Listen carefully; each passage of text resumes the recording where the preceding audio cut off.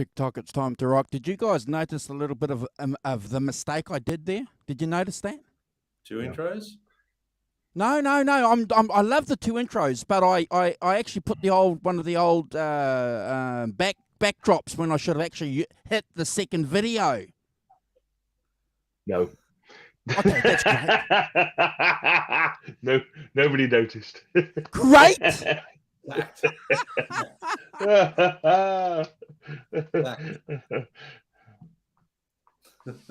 Oh dear, oh dear. No, I'm glad you guys didn't notice. Noticed.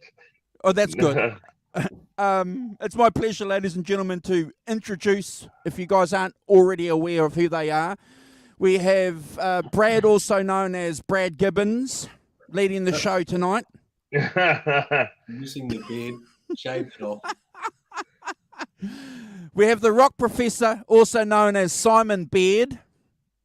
I don't have one. I'm the drummer. And Andrew, the beardo. Yeah, the bearded one. Yes. I've been called a weirdo before in the past, but beardo will do. I must admit, Andrew, you look like you could walk straight into ZZ Top's band and start playing, no problem. Oh, Yeah. I might have to dye it orange a bit, eh, bro? You know, just tinge it up a little bit orange. Put a little bit of an orange rinse through it, and you'll be right. Good to see you guys. Looking forward to doing this show. I know a few people here won't be surprised that we are fans of ZZ Top on this channel. We've done a few of their albums, and we're looking forward to doing this. Brad will do a wonderful intro, and we can share our experiences with that. I just want to remind you guys that we've done 2 videos on the channel this weekend already. I did a great show with Alan Garber that wasn't planned. That's earlier today. Long story short, go and watch the video. We've done a bit of clickbaiting, haven't we, Rock Professor and Brad, on the title. We're going to see. We don't do this kind of stuff often, but we've clickbaited the title. Normally for our clickbaits, as everybody knows, you know, normally when we go clickbaiting, you know, it's pretty simple, isn't it? You know. Yes, isn't it? It's pretty simple, you know. It's either that, this, Definitely. that one. This is a firm favourite. That one there. I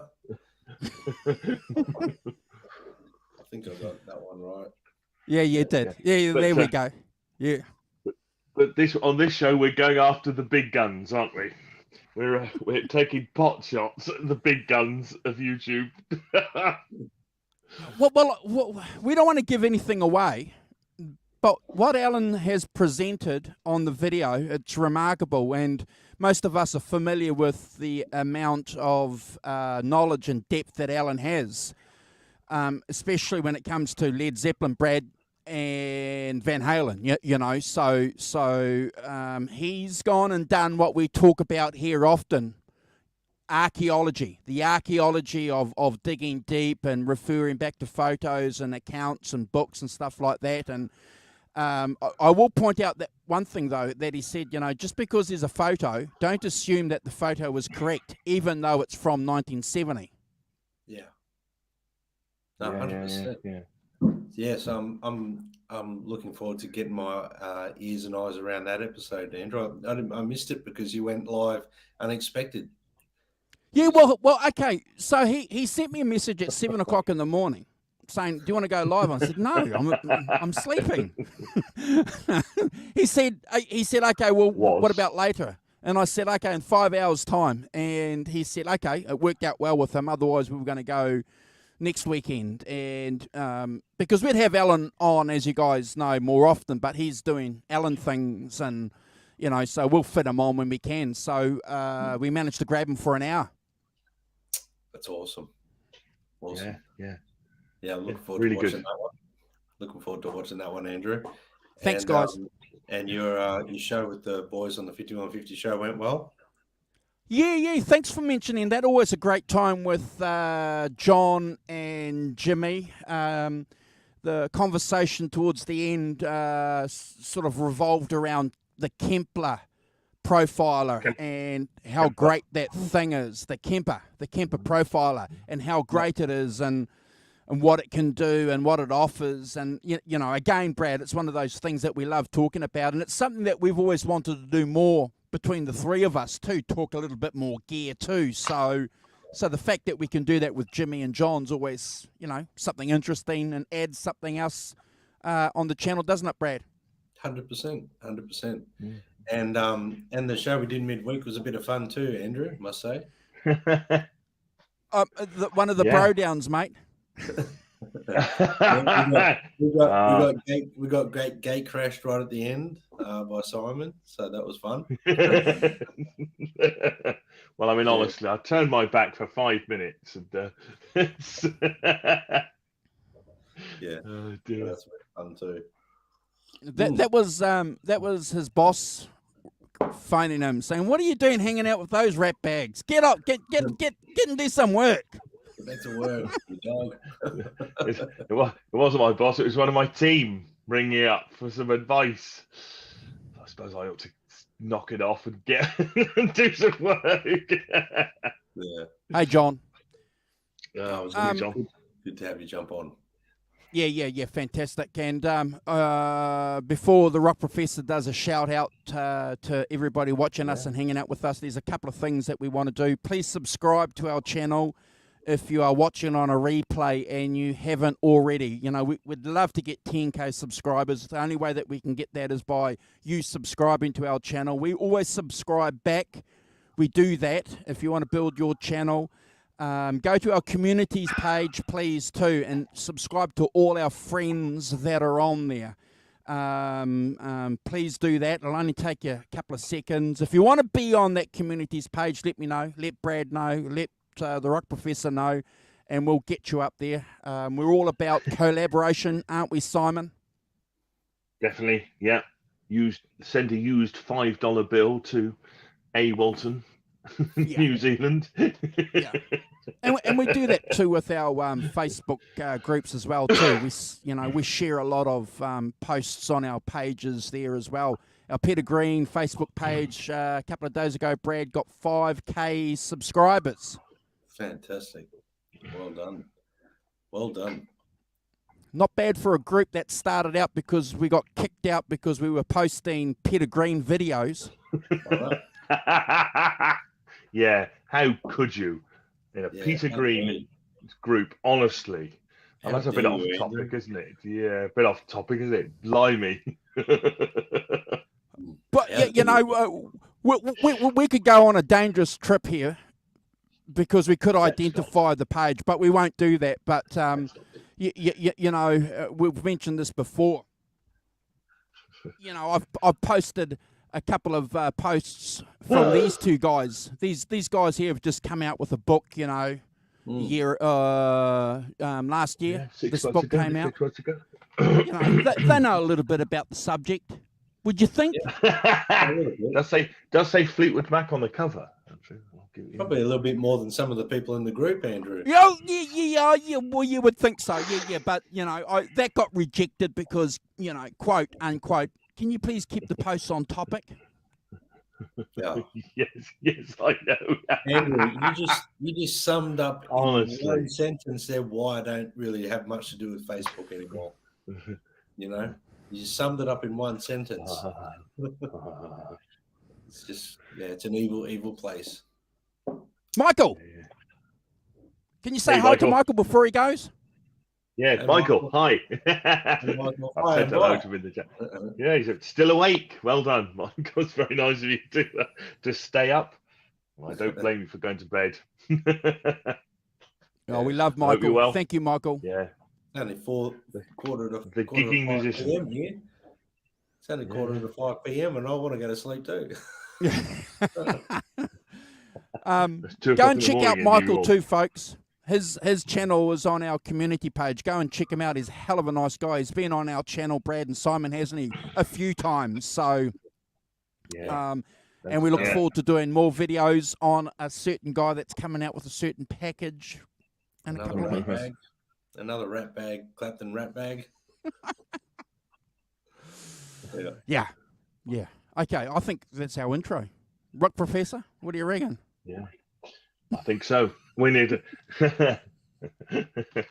Yes, indeed.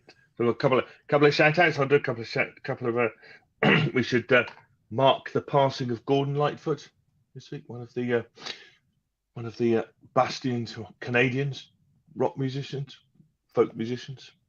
I'm sure people know some of his songs. If you could read my mind, and the wreck with the Edmund Fitzgerald and things. So we mark his passing at 82 this week.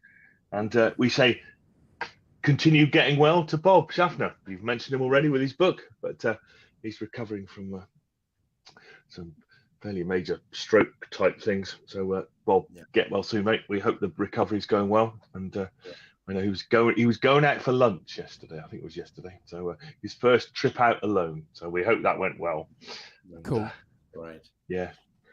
And can I do 2 more shout outs that have just come to my mind, if that's okay, please, guys? So Dave Nesdall, the anniversary of Dave Nesdall's passing last week. So again, Dave Nesdall had a conversation with a few of us on this channel and a few people in the chat. So rest in peace, Dave Nesdall. And also, I'd like to say, as a loyal subject of my country and a member of the British Commonwealth, God save the King. He got coronated yesterday. So yes, he did. Yes, well done. I have some slightly disappointing news for Holly, who thinks it was watching the 1,000-year-old medieval ceremony, in that quite a lot of the ceremony is not. It's not 1,000 years old. The anointing bit, where they put up the rather strange box. Yeah, that's from 1660. Yeah, not 860. So it's been added to, and but yes, we had to. As somebody said in the chat, Holly said, it's probably a once in a lifetime thing. Put a small amount of money on. Will I live to see the next one? Only a small amount. Only a small amount. I think at the end of the day, you can turn it into a political conversation. We're not going to. It's an extraordinary. The fact is, we're part of the British Commonwealth, and Brad and I, we know our history. It could be worse. It could be French.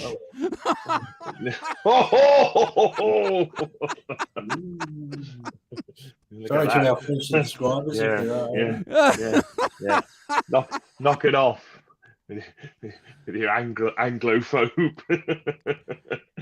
But There's one, it's one other interesting thing too. Then, while we're talking about the ceremonies of the coronation of the monarchs, the whole coronation of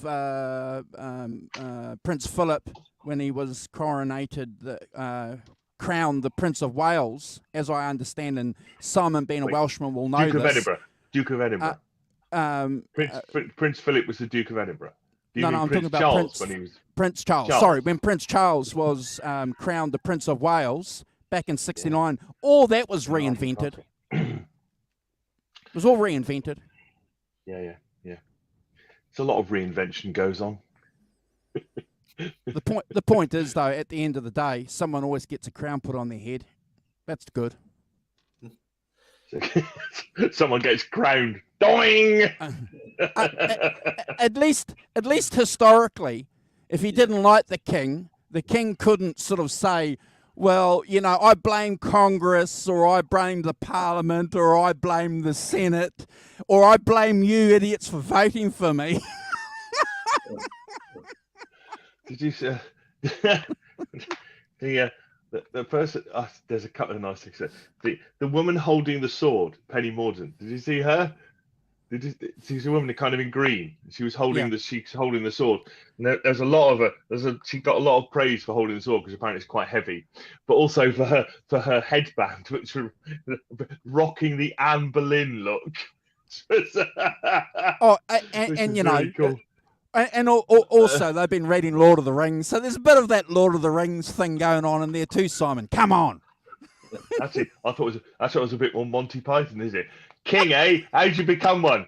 I became king when the Lady of the Lake, her arm clad in the shimmering samite, handed me the sword Excalibur and said I was to be king. It's like, wait a minute.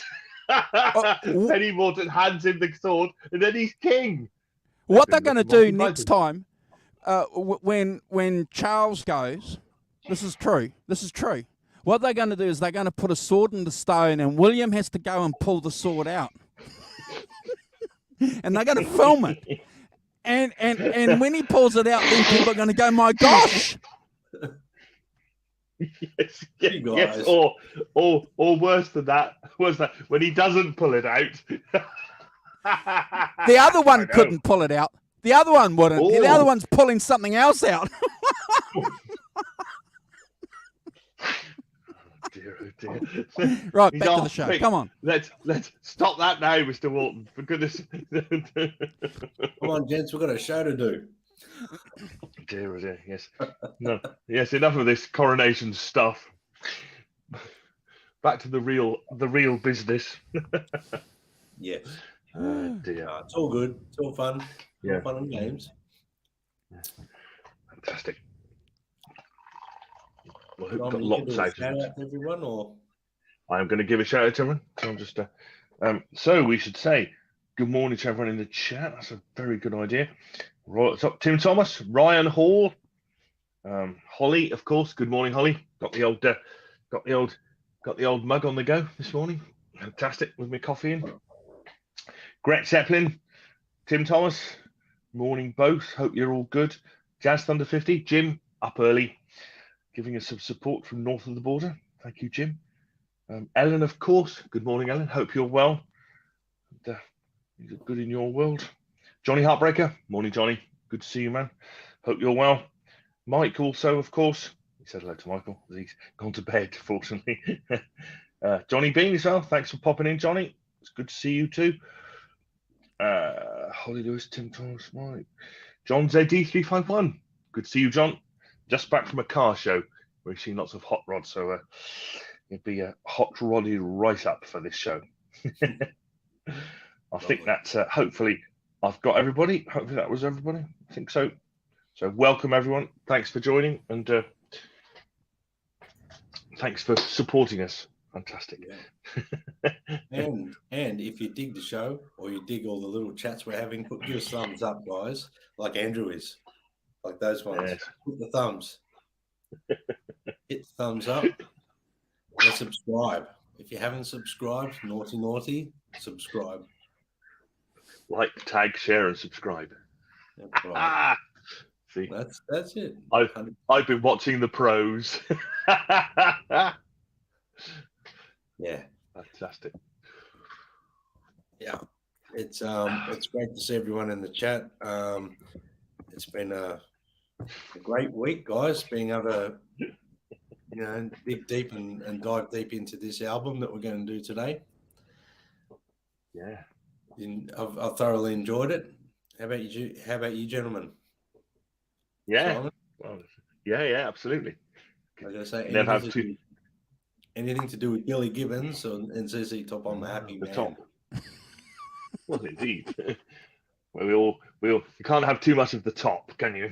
It's all So, good. No, it's been a good week. So this week's album. Are we going to get into the album now? I think we should start.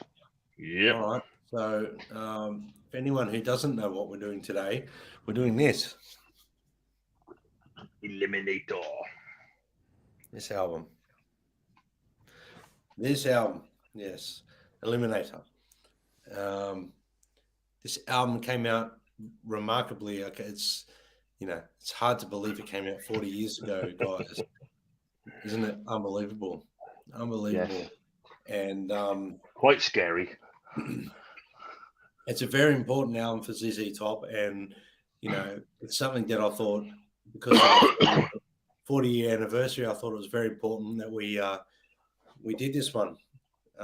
Touched on a few topics, and then ranked the tracks. I thought it would have been a great opportunity to do so, because not necessarily an album that I would have probably picked to rank over some of the other ZZ Top albums, to be honest with you. Sure. Just being blunt, honest. But so yeah, we'll dive into it, gents. If you guys are happy and ready. Yeah, we're happy and ready. Eliminator. It's the 8th album by ZZ Top. They recorded most of the material and the songs during the period of 82. The recordings were completed and started and completed within Frank Beard's home studio. They went to Ardent Studios in Memphis, and Terry Manning's home studio as well. It was released on March 23, 1983 through Warner Brothers. Excuse me, guys. Through Warner Brothers. They released 4 singles. I was going to say 40. 4 singles, 4 hit singles. Give Me Your 11, which reached American Top 40. Sharp Dressed Man, TV Dinners, and their most successful single and song, Legs, which we're all familiar with that film clip, I'm no doubt, especially us gents. Eliminator, it's the most commercially successful album that they released, and in the US had sales of up to 11 million. Wow. It was certified diamond in the United States, and the album represents a further step of like a modern or modernization sort of sound for ZZ Top by the band leader Billy Gibbons. Their previous album El Loco in 81 which edged in towards that way, and Billy Gibbons was right into obviously boogie, blues, rock music, but he was starting to get right into new wave music, synth music, and that dark sort of synth rock music that was going on at the time. And his idea was to fuse that together with the boogie, blues, rock stuff that they'd done previously, and while maintaining obviously that ZZ Top sort of signature electric blues sort of sound. So for Eliminator, he was obviously thinking of ways to try and modernize the sound of the band. And one of the reasons he did this is because he was friends with a ex-DJ who became like a pre-production engineer for this album called Lyndon Hudson, who's a very important person for this record. So he increased the tempo of some of the songs, which was like basically Lyndon Hudson suggested that, like a lot of music at that time, that the tempos of songs were quite high in comparison to the slower blues stuff that they were used to doing. So then obviously Bill Ham was the producer, a longtime producer, and engineer was Terry Manning, who joined Gibbons in Memphis, Tennessee. They crafted the sound for each song after the full band was done recording. Something that obviously, being a huge ZZ Top fan, I found this a hard pill to swallow, that they controversially replaced a lot of the contributions of Dusty Hill and Frank Beard. But that doesn't, I mean, in the big scheme of things, Billy Gibbons obviously was thinking about the future of ZZ Top, and he was driving the band. Frank Beard was, not long out of rehab. So his contribution might not have been as pushed as he normally would when it came to contributing to the music. The videos were very important to this record, guys. MTV was very big at the time, and it was 1982, 1980, 91, 92. It was a really big thing to get your music on MTV, and ZZ Top, their videos was very similarly themed for "Give Me All Your Loving," "Sharp Dressed Man," and "Legs," and they did get rotation and heavy rotation on MTV, which obviously helped the band gain popularity with younger people. The big star of the film clips was always the 1933 Ford Coupe that was nicknamed the Eliminator, and it's just on the album cover as well, and it's in the film clips. There was that could be seen in 3 of the 4 videos. Eliminator, the ZZ Top then embarked on a worldwide tour, and obviously the band played a lot of these songs live as well. Record exec Jeff Ainoff was obviously seeing how big MTV was at the time and how it was reshaping popular music through 82. And after he joined Warner Brothers in early 83, he convinced them to pay for ZZ Top's music videos. Give Me All Your Lovin', they hired filmmaker Tim Newman, and he created the videos for Give Me All Your Lovin', Sharp Dressed Man, and Legs. In a land of rock and roll, girls and cars, that was what they were trying to obviously show what America was like. And obviously there was always 3 female models driving the Eliminator car. The Legs video featured and debuted ZZ Top spinning the spinning guitars that were covered in white sheepskin. And the videos greatly advanced their visibility. The album's synthesizer sound was perfect for the MTV audience. Excuse me, guys, who had previously, seen ZZ Top as an old person's band or an old fogey band. And the videos earned ZZ Top awards for Best Band, Best Group Video at MTV Music Awards in '84. So the important part of this record was obviously Billy Gibbons really pushing that synthesized up-tempo sort of music that was relevant at the time, and the videos were mandatory for then getting exposure and becoming more of a young person's band again, guys. Throughout the album, Billy Gibbons, for us guitar nerds, he played Dean guitars, the ML series, I think they are, with the DiMaggio Super Distortion pickups. He used a Legend hybrid amplifier, and he mic'd up with AKG 414B-ULS large diaphragm condenser microphones. That's a lot to get out. Yeah, so Dusty Hill and Frank Beard laid down bass and drums. They recorded their parts onto 2-inch tape. Dusty Hill sung his vocals for I Got the Six, which is his lead vocal song. When they were finished, they both returned back to Texas, and Gibbons and Mannings and Ham continued to work on the album without them. The vocal harmonies were done by Manning and a gentleman that was like a new lead singer of a band called Cobra, Jimmy Jamison. To achieve that desired sort of sound that was in Billy Gibbons' head, he decided to replace most of Dusty Hill's parts, and he played a lot of bass on it himself, and then the synth bass was done on a Moog like Source keyboard synthesizer, and a memory Moog was also used for the synth sounds. And most of Frank Beard's drumming was replaced by a drum machine. and they kept in a lot of his tom-tom fills and hi-hats and cymbal accents to get that authenticity. But sadly, they dropped a lot of his drumming. But I mean, look, Give Me All Your Lovin', Sharp Dressed Man, TV Dinners, and Legs were released as singles, and the success came from Billy Gibbons. You know, he drove this. Give Me Your Lovin' went to number 2 on the Billboard Hot mainstream charts. A month later, it broke into the top 40 charts. The next 3 singles hit mainstream rock airplay as well. Sharp Dressed Man peaked at 8. TV Dinners rose at 38, and then Legs topped out at number 3 in June '84. The song Got Me Under Pressure also got a lot of airplay. They used to play it here in Australia a lot, and I believe that actually got up to number 18 as well, but it wasn't released as a single. So Eliminator was ZZ Top's album to become, you know, a worldwide success. By December '96, Eliminator had sold more than 11 million copies in the US, and that's 10 times more than any previous ZZ Top album. So that's without sort of going too much into more recording stuff and, you know, more stuff they did. I think we can go into that stuff as we go into the song rankings, gentlemen.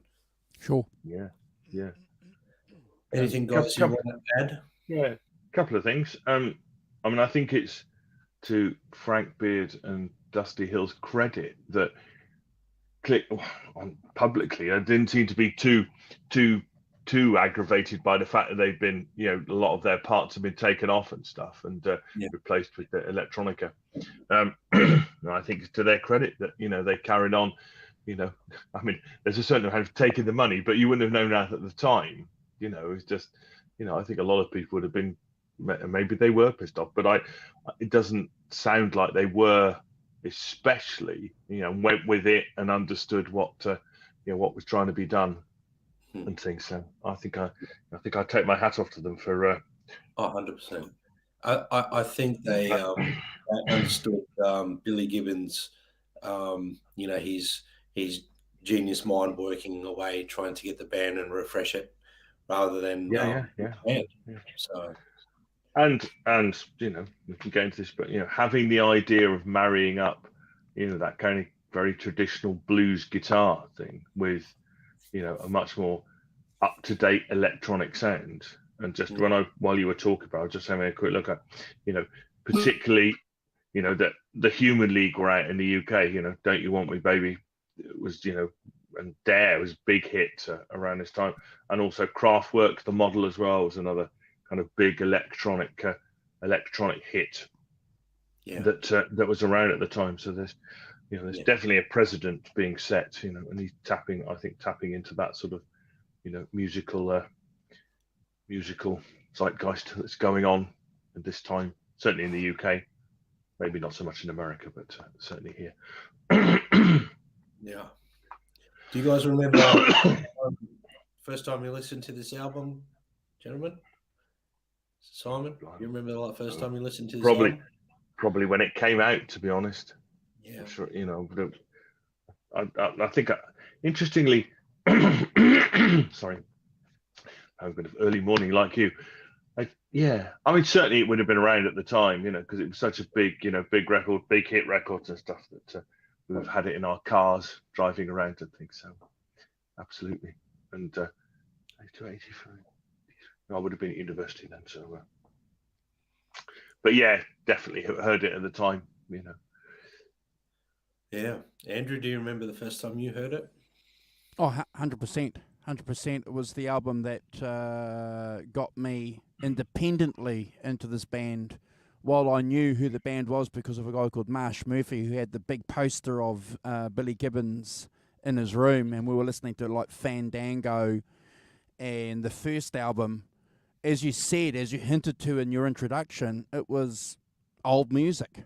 It was old music, bro. You know, good old music, but it was old music, and it was just something in a back catalogue when I'm discovering rock and roll at that age. And then when Legs came out, because that's how I got into this album, through the video. So the fact that you've mentioned the video in your introduction is crucial and critical to this album and to the ongoing success of this band from this moment in history. So thanks for mentioning that, because that's exactly what happened to me. It was because of the video legs, especially. Great video, and we've got some stills to show you. Great car, great people in the video. It's outstanding. It's a story that, you know, most guys might understand or have an understanding about. So that's a fact. Yeah. So making that connection with this band that I'd heard of 6 months beforehand or a year, it was like, Simon, oh, okay, so this is cool. So, you know, you went out and bought the album and was, you know, floored by it. Greg Zeppelin made a comment earlier in the chat that it was one of the first albums that he remembers exactly hearing. I got to agree with him too. I remember, because I'm old as well, but I remember listening to this album. Not in '83 though. What month did it come out in '83? It came out, I've got it here, March the 23rd. March 23rd. Okay, so it would have been summer. So it would have been the end of, you know, because back then, you know, New Zealand, you know, we were 2 years behind the rest of the world. So it must have been, in Australia, we were 20 minutes behind Australia. So it must have been the end of the year when I got the album, going into summer. But it was, as you said in your introduction, you know, through '84 and '85, you know, for a solid 2 year period, it was a huge album, Simon. It was, and it's a thing that I like to remind you guys of, my normie friends who weren't rock and rollers, you know, because it was a top 40 band, top 20 band, and the videos were digging it. So I think it converted a lot of people into good rock and roll. Great album. 100%.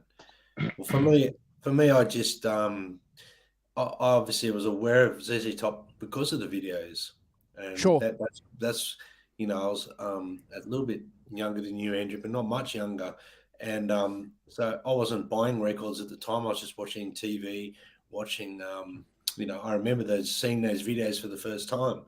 I was a young guy, and they shook me. You know, I thought they were fantastic.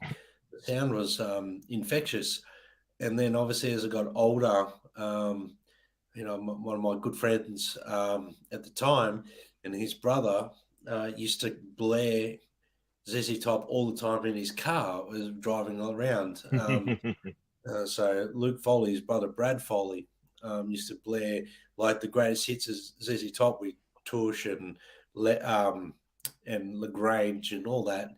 And then he put on Eliminator, and I knew the 4 songs, but I didn't know the rest of the album. And I got into Eliminator, and then I went backwards from Eliminator. I bought all the albums leading up to Eliminator. Sure. And obviously I fell in love with the sound. But such a album, and you know, as we go into it, we'll talk a little bit more about the recordings and the sounds and things like that. But a very influential album for bands moving forward that were sort of copying from that a little bit as well. I think there was a lot of bands stemming off, but they still had their thing. They still had their little old band from Texas vibe. You know, they still had that. And they few bands that could do that. And they've maintained that through their entire career, which is a credit to them. I mean, you got to give them credit where credit's due. You think of boogie music, you think of blues boogie and rock boogie music, you think of ZZ Top. Well, I do. I can't help it. It's just what I think of. But this album was pivotal for the band, and it actually put them on the map again in even more success than they ever had. So, you know, God bless Billy Gibbons. He knew he had a direction. He must have encouraged, like you said, Simon, Dusty and Frank were obviously very open to it, or publicly they didn't speak out, and they obviously trusted Billy Gibbons. And that's right. And I'm clearly, they, the songwriting credits at the time were assigned to the three of them. Which is, clearly if you're being assigned a songwriting credit to a song, that's where the money is. Yeah. And so they were open to it. Obviously, Billy Gibbons knew what was going on, and he had a vision, and they went with it. You gentlemen right to rank the songs now? Splitting it 3 ways. Never a bad idea if you're in a band. Yeah, I think it was. Well, it kind of I think it makes them stay together, doesn't it? Makes bands stay together. That U2, REM, all those, bands that split up. I think often they split up when the bass player and the drummer see the singer and the guitar player in the mansions on the hill, and they're still in their terraced houses going, how come they got all the money? They wrote the songs.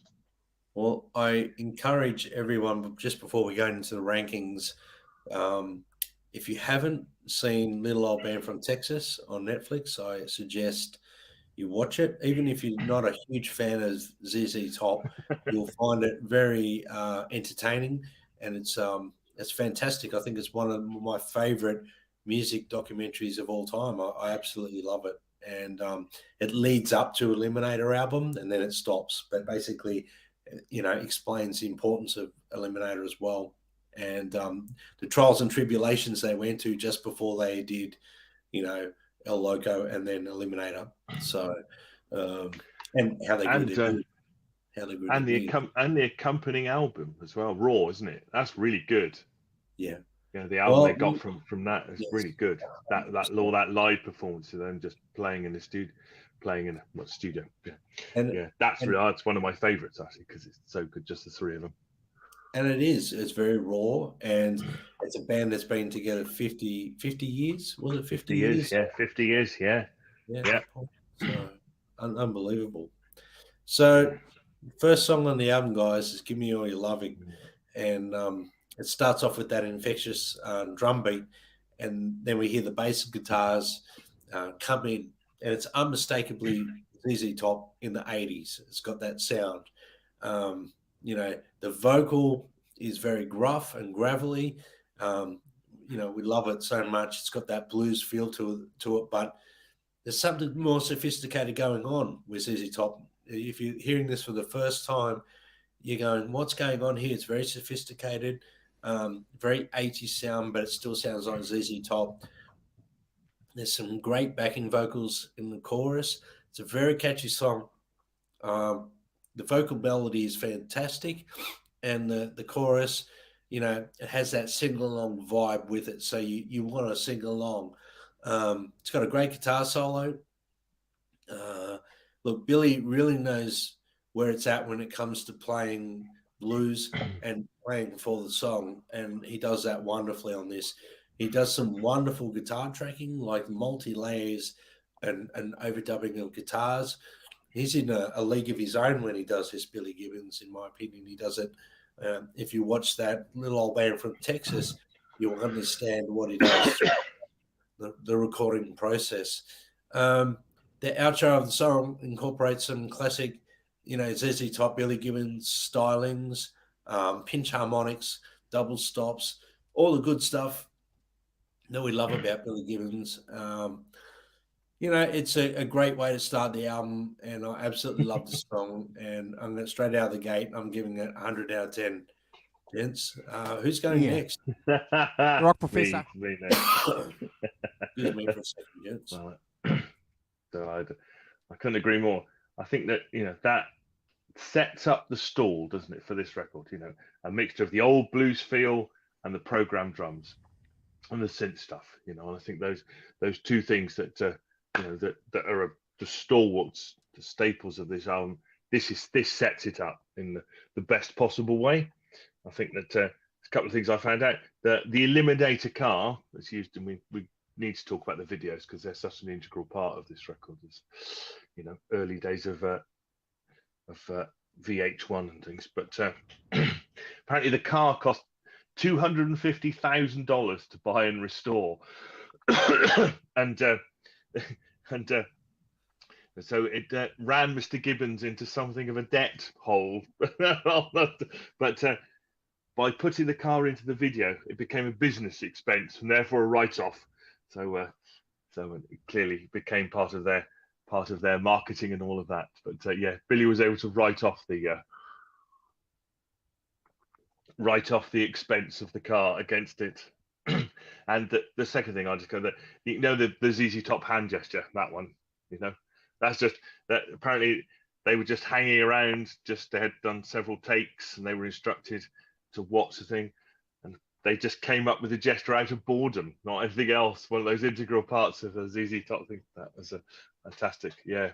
So that came up, but so it has, as you've said, Brad. I mean, it sets out the album, what it's going to sound like, and I think that the major thing for me has a great hook, has a great kind of drum hook to start, has a great guitar hook, and I think that that those are the really important things and what they really understood. But that really strong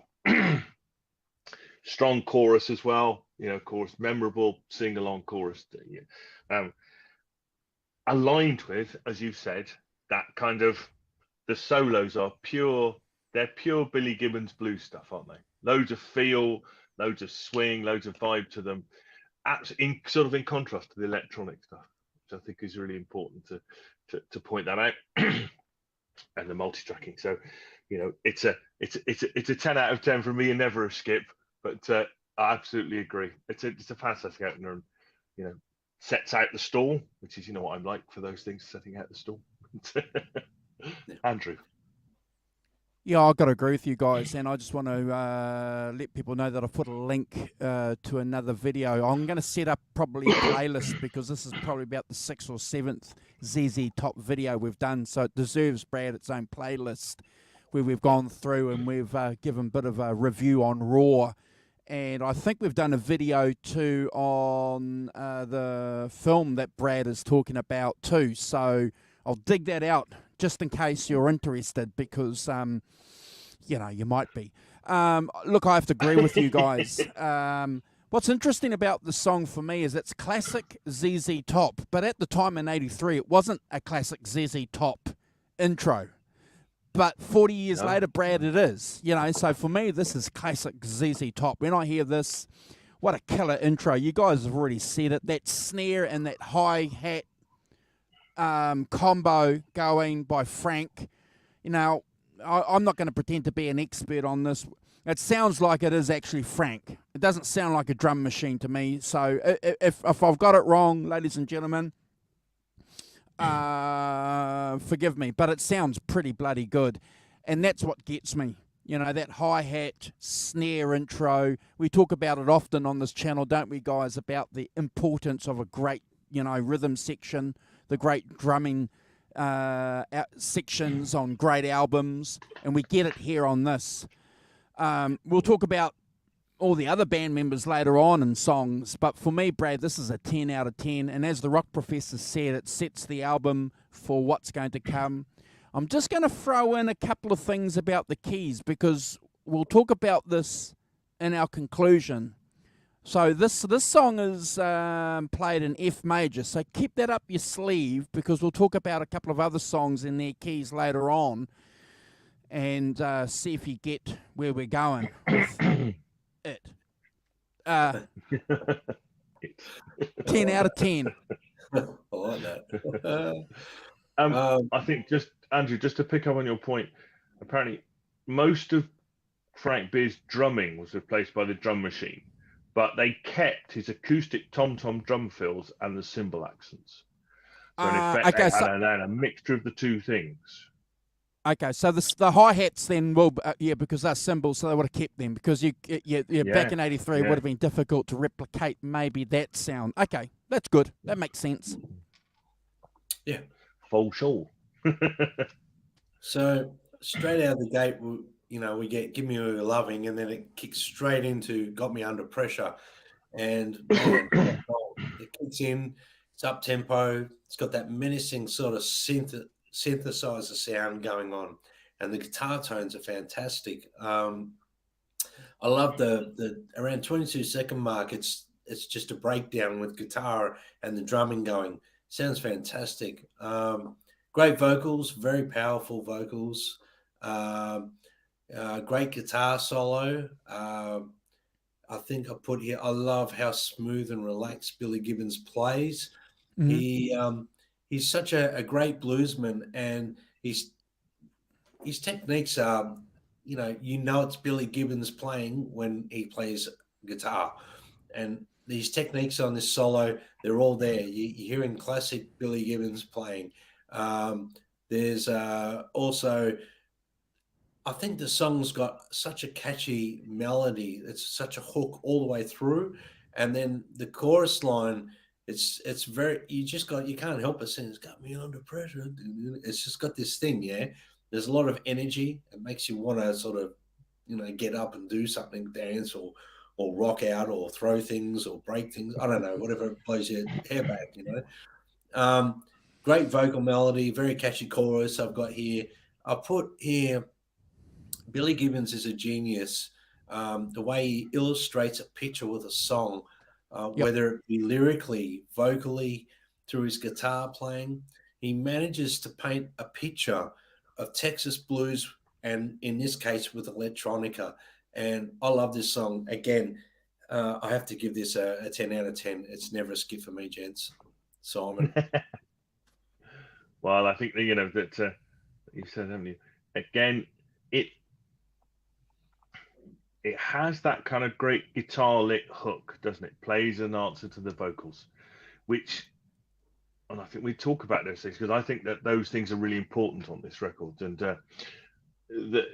as you say, you can sing it, you hear it in your head, and it has that same kind of Billy Gibbons solo, melodic, economic, kind of a bit more rhythmic in this. I thought a bit more percussive.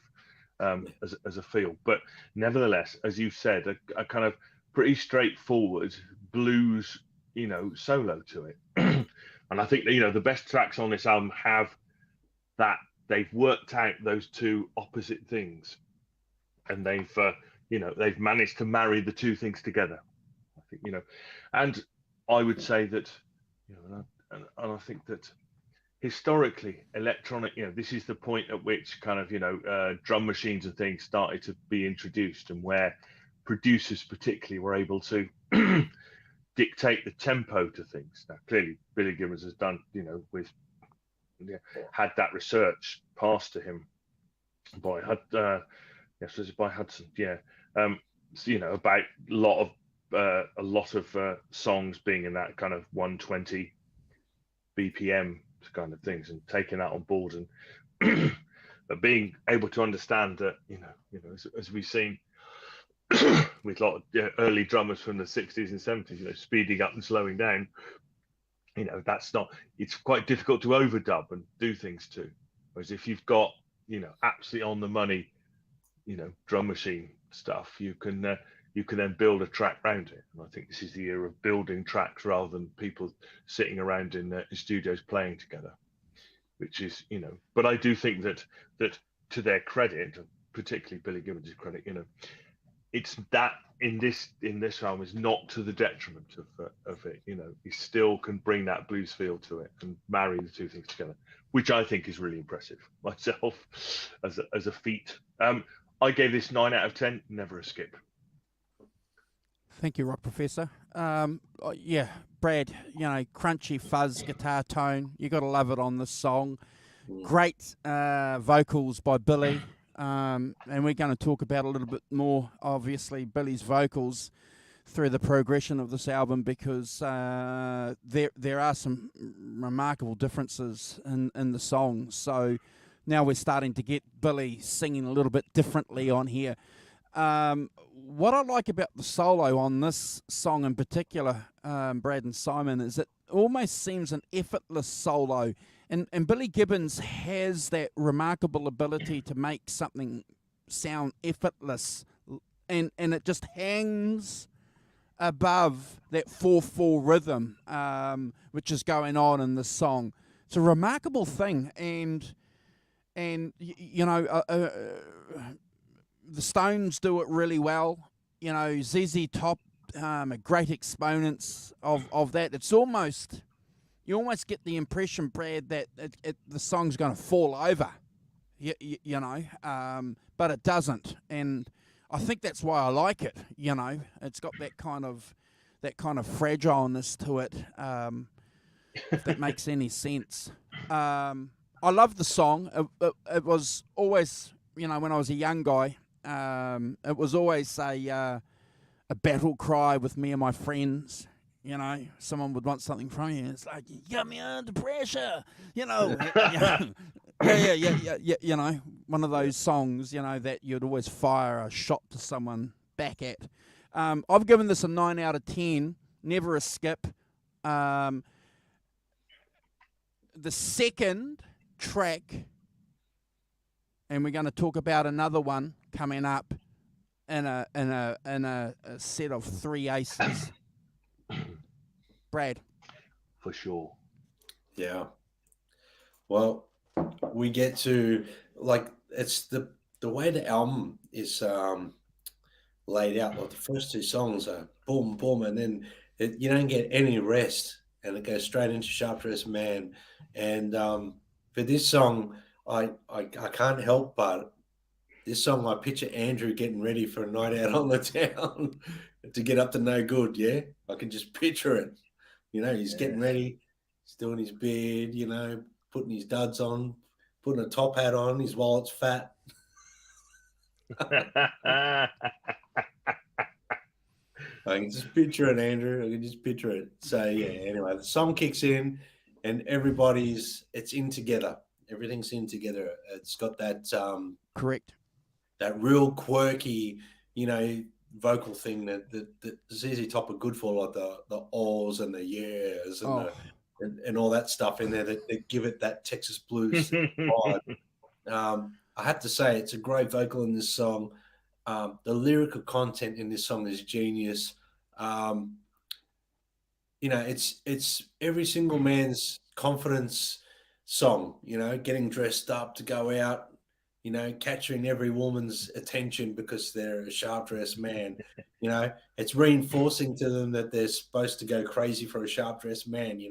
So it kind of instills that. It's like an anthem for men when they're getting dressed. Yeah, we're sharp dressed men. And to this day, every time I'm going out, with my partner or whatever, and I'm getting dressed up, I feel like a sharp dressed man. I always say it. It's there's some fantastic guitar tracking in this song. The multi-layers of guitars that Billy does and laid down are fantastic. I love Billy's vocal, like I said. He adds a little bit more gruff and coolness in his voice in this one. He's got that gruff thing going. He's doing all that stuff where he's gruffing a little bit more. It sounds fantastic. Look, I play this song in a blues band that I'm part of. It hasn't played for a while together, but we used to play this song all the time. I play this song in an 80s band that I'm in, and every time I play this song, it has to be one of my favorite parts of the night. It's a fun song to play, but it's even more of a fun song to listen to. By this point in the album, we're convinced that this new synth direction from Billy Gibbons for ZZ Top actually works really well. Correct.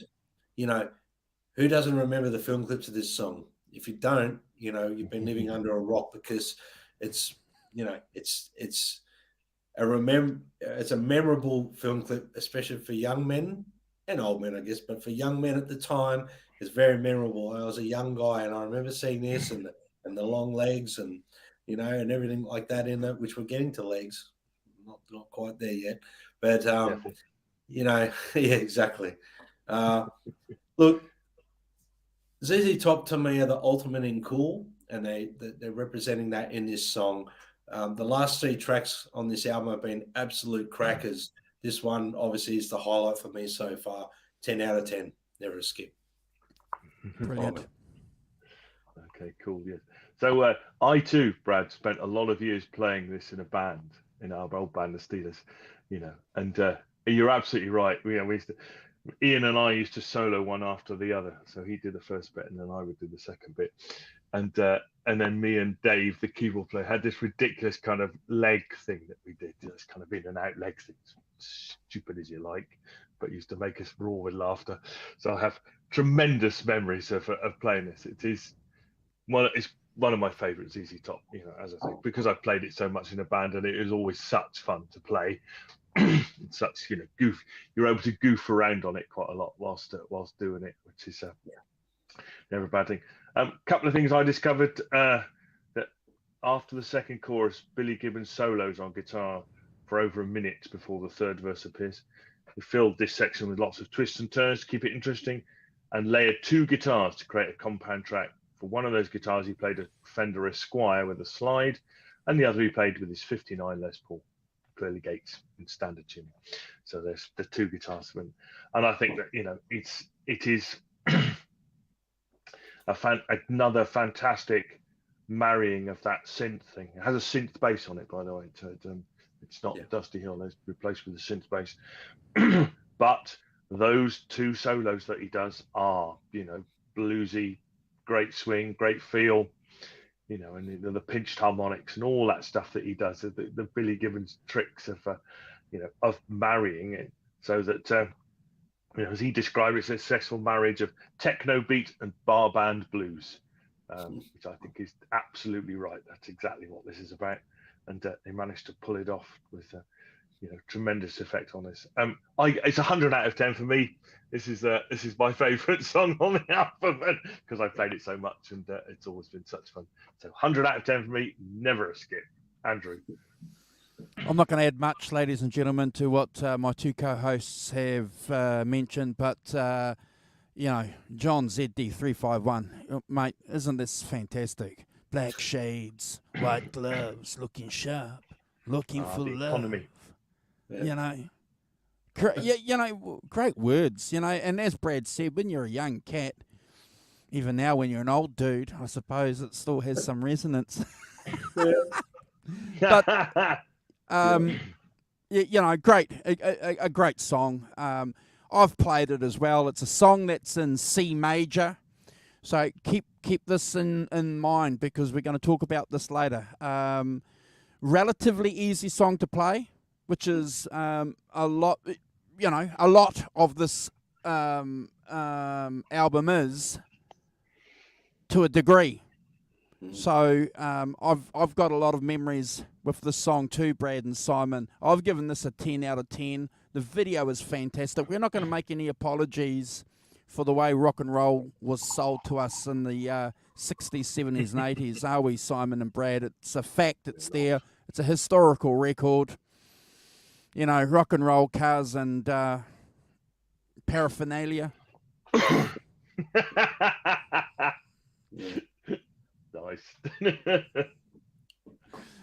And 10 out of 10 was it, Andrew? Yeah. It's 10 out of 10. And I just want to back up what Brad said. Those howls at the start of the song, that's what gets you. If you haven't bought into it 30 seconds after listening to those howls, well, you'll never get it. You're right, 100% right there, 100%. So the first 3 tracks, they're just like bam, bam, bam. They're in your face. They're just bam, bam, bam. It's fantastic.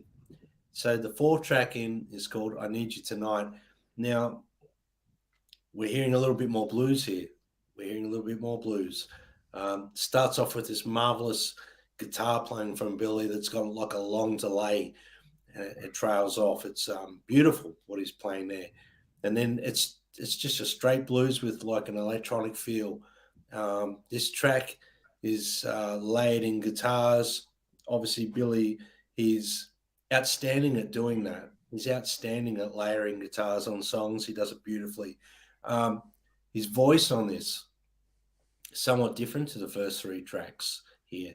He's got a little bit different sort of vocal thing going on here, a little bit more soulful going on, a little bit more bluesy, like he's trying to, get something out a little bit more heartfelt if that makes sense. Very clever song, great vocals. The melody is fantastic in this song. I've heard other bands cover this song. I've heard Buddy Guy does a great version of it. Yep. The chorus line in this song is very catchy.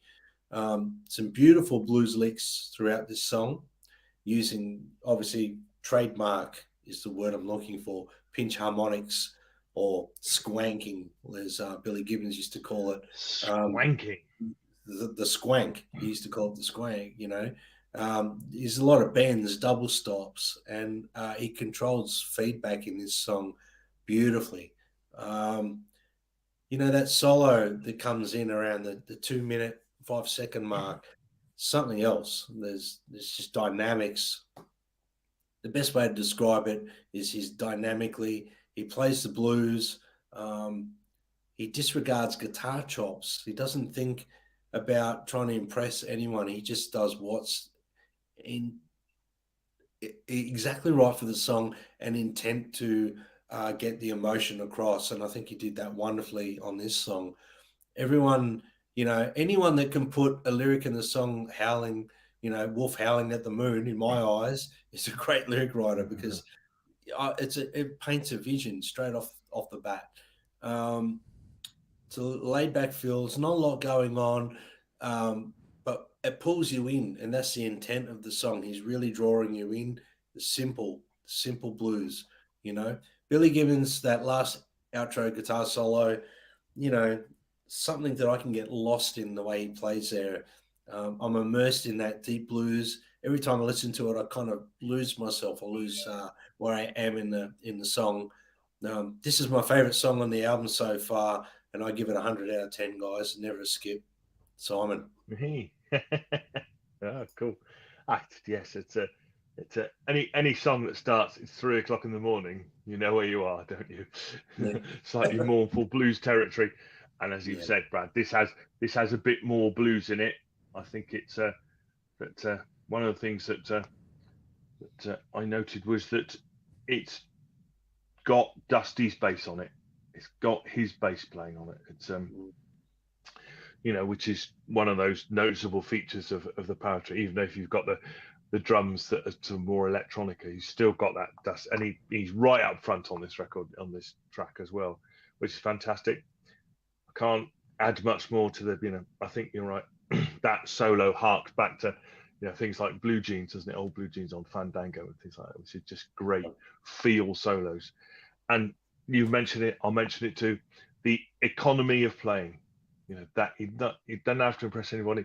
That economy of playing is classic Billy Gibbons, and I'll play one note, and then I'll play another note when I feel like it, and and I'll put everything into that note, and it has that great bluesy feel to it.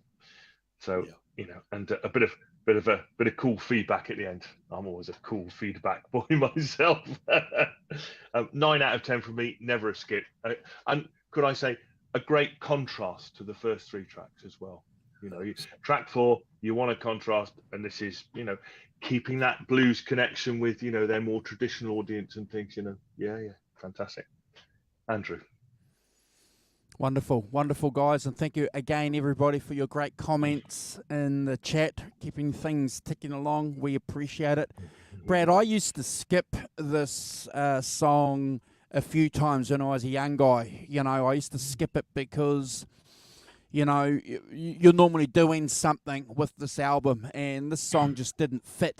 At 6 minutes, it's the longest song on the album. And when you listen to this album now, it's classic ZZ Top, but not classic ZZ Top from the 80s. It harks back, as you said in your intro, back to the 70s. And I think, well, I don't think, I know for a fact, over the years, it's a song that's growing on me. It's growing on me. And like both you and the Rock Professor, that epic guitar solo is just fantastic. It's one of the epitomes of Texas blues, Simon. It's a great example of it. When I listened to this, after listening to the first 3 songs, when you gave us this album to listen to, it was like a sigh of wow. It was like a breath, because for the last 20 years, it's been one of my favourite ZZ Top songs. C major, it's a song in C major, so it follows the same key as the previous song, but notice the differences. Same key, but different tempos. Again, Billy Gibbons is a very smart man, knows exactly what he's doing with the tonality on this album. He's a genius. Brad, this is one of my favourite tracks on the album. This is never a skip. This is a Brad score. I just love this album. Yeah, I love this track. It's never a skip. Let me say, gents, without summing up, I'm going to probably cover this song if I go out on my own doing some solo stuff. Wow. Oh, nice. Cool. I want my own version of it. Yeah. Wow. I love it that much. Stay here tuned, ladies and gentlemen. You may get the premiere preview here on the channel of Brad releasing that. Yeah, I've always wanted to do a ZZ Top song as a cover, like for myself as Brad Cook, and I think that's probably. I still haven't made 100% commitment to it, but live I'll definitely be playing it. It's a great song. Cool, can't wait. All right, so we're past I Need You Tonight. So now we get to a thumping little Dusty Hill number, and it's called I Got the Six. It's got a tough guitar intro with that thumping bass drum, to start it off. Gets the energy, gets the blood flowing. It's great. It's a treat to hear Dusty, sing lead vocals, and he's got a great voice, and he sings with conviction. Billy's firing on all cylinders on this song as well on the guitar. The solo is very Chuck Berry. I'll say Chuck Berry on steroids. Yeah, very Chuck Berry. It's fantastic. Yeah. It's got a great melody, very catchy, very hook, and the overall sound is it's like a wall of sound on this song. It's fantastic. It's a short song. I think it's intentionally short. Sorry, not short. It packs a punch and it ends side one. Maybe they kept it short to keep it on side one as to finish the side. Yeah. I think because you got time restraints with songs, guys, when it comes to song. You had a long song the previous one, and this one maybe had to fit on side one. They kept it short for that reason. But I love it how it's short because it packs a punch. And if you look at the history of ZZ Top, most of Dusty's songs are short. Correct. They pack a punch and they're done. I love the song. It's a great song. I give it 9 out of 10. Never a skip. Yeah. Yes. I mean, I think you're right. It's with this song, it takes this side to 21 minutes, which is about max what you can do on a reasonably on a vinyl record. It has that kind of distorted guitars, play almost a sort of punky feel to it. That I felt that as you said, that kind of Chuck Berry on steroids. This is a lot of punk. I described that as a lot of punk thing. So I never thought I'd say that about ZZ Top, channeling a bit of punk energy to it. But as you say, Dusty sings first time on this side, coming in quite frenetic vocals as well. It's kind of going for it. And the two solos, that's what I wrote down exactly. Chuck Berry on steroids completely. It's like, yep. So I don't have much to say about it. I gave this a 7.5 out of 10. I think, but I would never skip it. It's a short, little, zippy end of side one song. It's really good. Andrew, I too have used the Chuck Berry chugga chug chug on my notes as well. So great to see that we're all chugging chug chug. We can all recognise the Chuck Berry riff. Just so fundamental, isn't it? It's just so fundamental to rock and roll. That chug Berry chug, it's fundamental, and you're hearing it. Rest in peace, Dusty. Rest in peace. Yeah. Brad made another point here that I made too about Dusty singing short, sharp songs. It was something that he liked to do, it was something that Billy loved to give his bass player an opportunity to do too as well. So to stand back and admire his bass player. You watch a lot of the live videos of Dusty when he's singing, and you just look at Billy, you know, that's my bass player. You know, that, you know, yeah. And I agree with what you said, Brad. We don't get too technical about song placings on this channel, but it's important. You know, we do realise, don't we, Rock Professor, and other producers have said the importance, and musicians have said the importance of positioning songs on albums can make or break an album. Simple, you know. Definitely. But I agree with you. I think this is strategically located at the end of side one for a good reason. I too would never skip it. I've ranked this half a point higher than the Rock Professor. I've given it 8 out of 10. It's never a skip. Rest in peace, Dusty. Yes. Rest in peace. Indeed. So that's side one. Do you want to show some? I think you've shown a lot of the pictures anyway, Andrew. So, but you've got Oh no, you fired through heaps, brother. So let's go. So I'm going to fire them through, and if you want to add a commentary. So obviously we know what that is. That's Brad's T-shirt. Yep, that's the album cover, gents. You know, and that's the album, the CD, back of the CD cover. That's how it came out, and obviously that's the Eliminator car, and they're piled around the car. Now that's the car itself. I believe it's in a Hall of Fame or something, isn't it? That it is beautiful.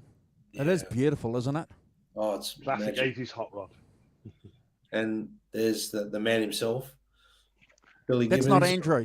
That's not Andrew, folks. I thought it was. I thought it was. Yeah. Oh, that's a skinnier version of Andrew. That now Dusty. That I could probably Dusty off. Pair of cowboy boots, shades, and a hat. Yes. It's a beautiful car. I used to have a small scale version of it that I hand painted when I was a kid.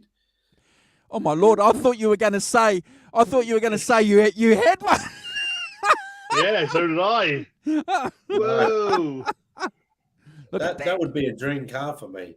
I would love that. My first car. I would love Isn't that. it beautiful? Now, ladies and gentlemen, we're getting up to some sensitive pics here. So They're not too bad. no. So that was that was a couple of the girls in the Legs film clip. You know, and that's the single cover. Excuse me. Obviously, very focal point around the car and the girls. The car and other paraphernalia, very important to rock and roll. High heels, the red high heels to match the car. I don't know if anyone knows that. Yeah. Now that's the boys with their fluffy guitars. More coming. More coming. Yep. It's the spinning bit that always got me. That bit where they flick them down and they kind of do a 180. That's just like, come on, who doesn't want that? The thing is that they were all about keeping it simple, and the fun thing was they had the fun little things on stage they did, and in the film clips, even right up until sadly the last tour with Dusty, they continued to do all the little things that were trademarked for them. That's a bottoms up video. That's the single cover for "Give Me All Your Lovin'." Interestingly, see who the support is there. I noticed that. Yep. Interesting.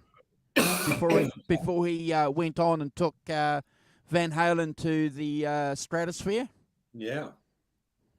So yeah, they go back a long way. Which one's that one? That's the single cover for which one is it?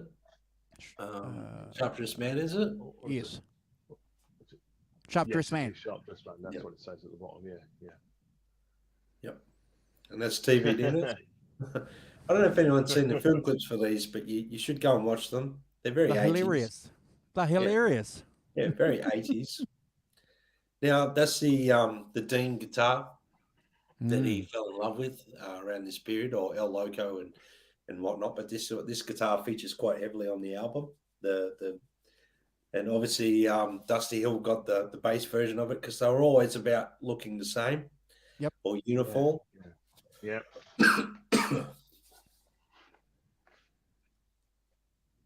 And that's a live shot. Obviously, all those last three or whatever are live shots with the Dean guitars. And that's it there. That's the actual guitar there. Not And bad.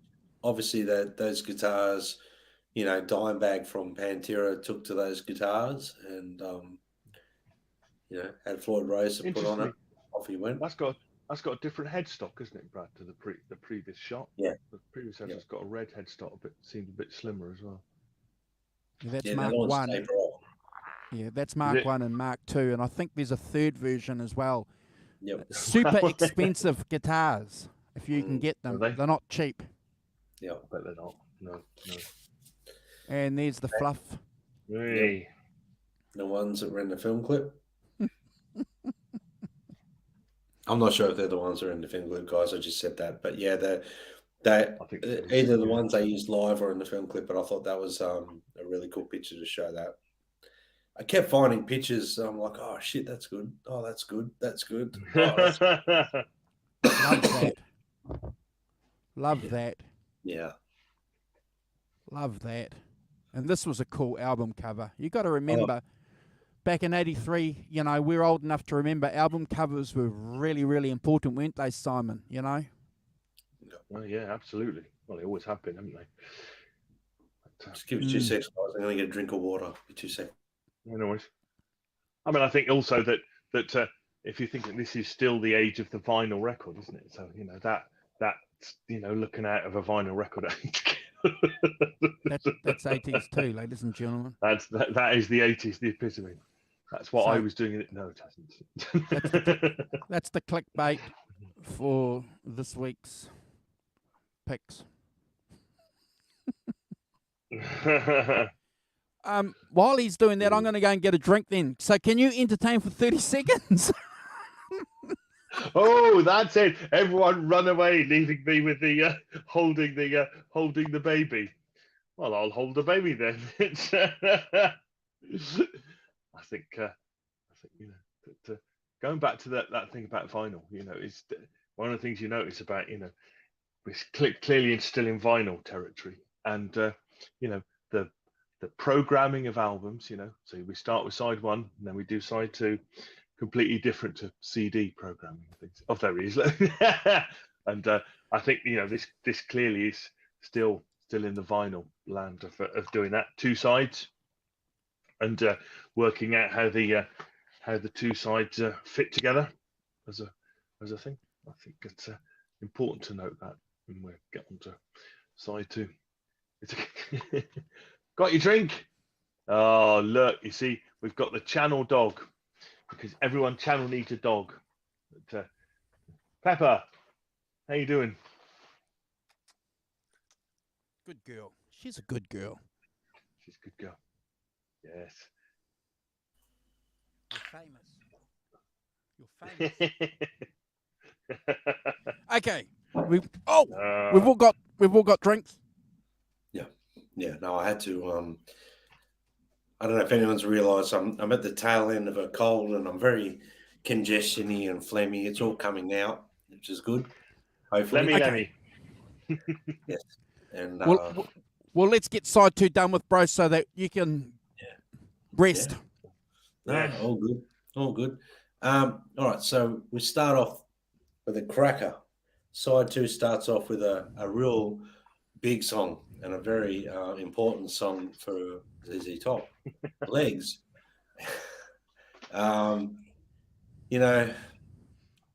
This is a song that everyone remembers the film clip to. I have to say that. This is the song that their most successful song, and obviously took the album to becoming the most successful album for them they ever did. It starts off with that real raunchy guitar, like that dual note bend thing and it leads up to like that big explosion where the song comes in. It's got a big, solid, gritty rhythm going on. Billy Gibbons' vocal on this track is amazing. It sounds completely different again. It's amazing how they got pushed Billy to change his vocal throughout this album. Um, they use his voice to full effect here. We have electronica.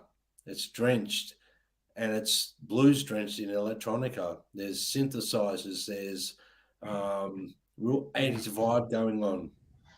Fantastic guitar playing in this song. Very tight rhythm guitar playing. Um, the guitar solo, very smooth, incorporating all the pinch harmonics, the the harmonic techniques that Billy Gibbons is no stranger to. That outro solo again has all the trademark stuff that Billy Gibbons does on guitar.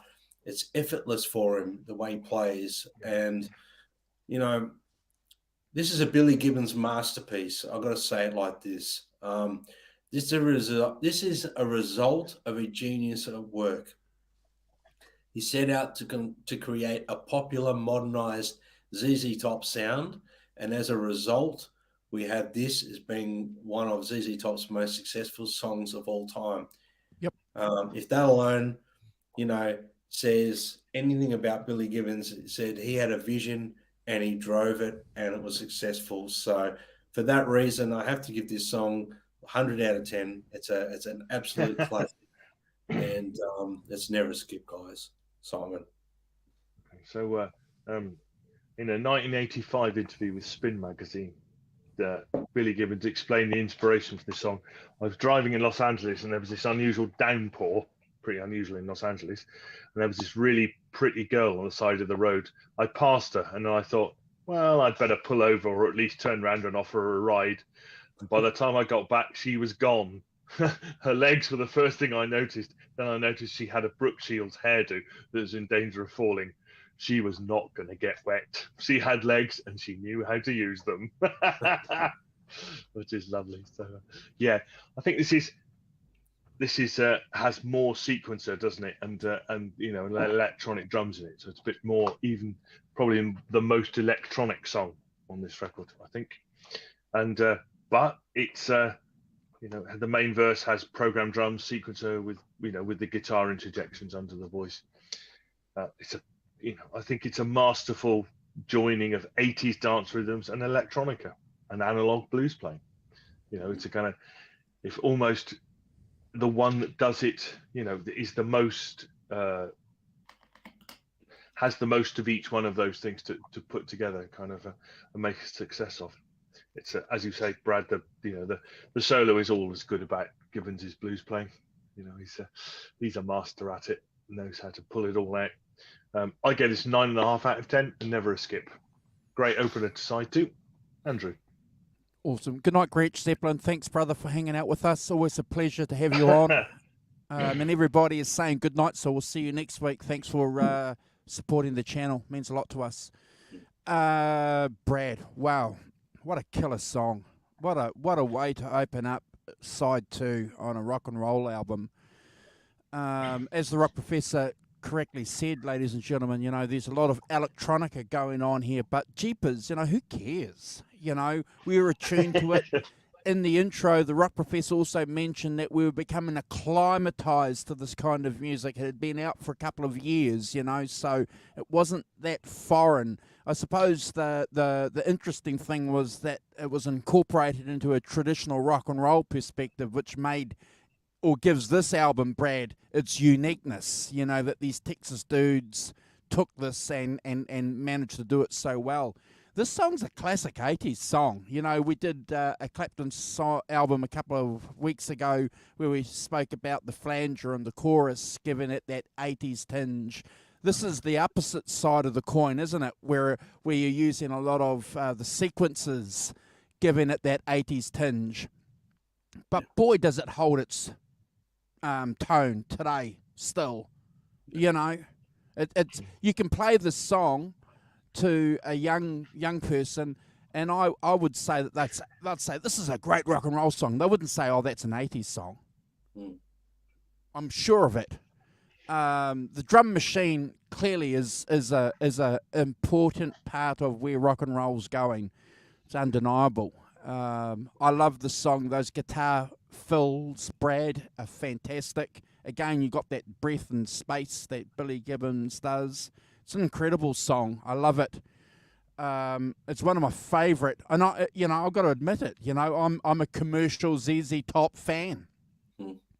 I don't see any dichotomies between the 70s albums or these 80s albums. To me, it's all the same. But I love the song, and again, the reason why, the video. Again, I'm a product of that, of videos selling albums, Simon.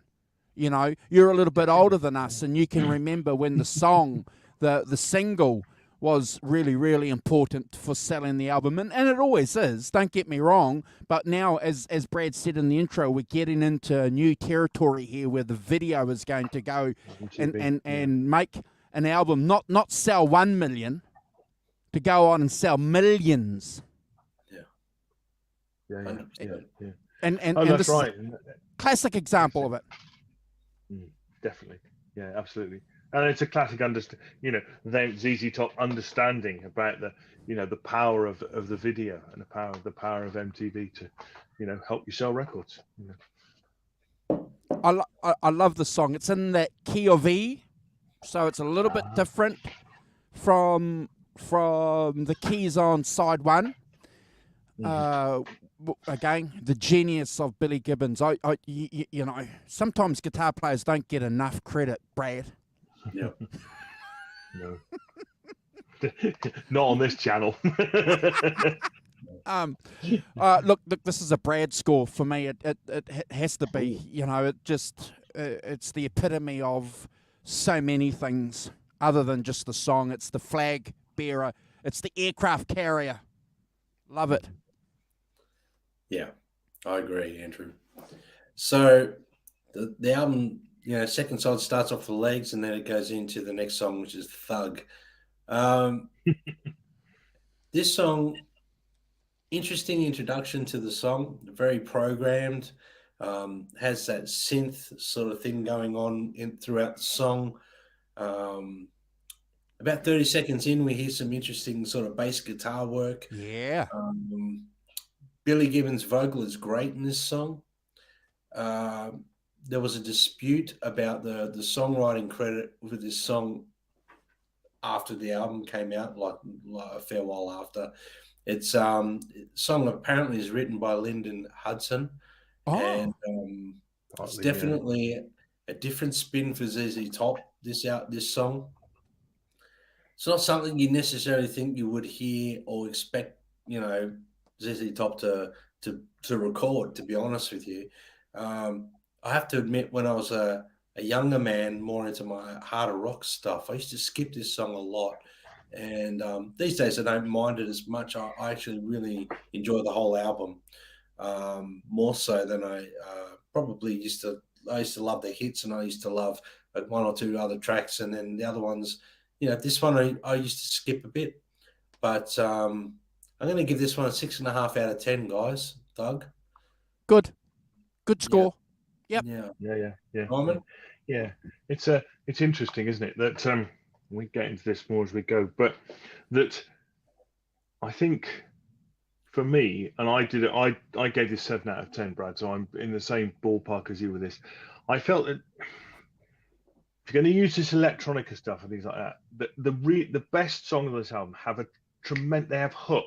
They have a hook. They have, a series of hooks, whether it's drums, whether it's guitars, or whatever, riffs, And I think if you don't have those really strong riffs, they become a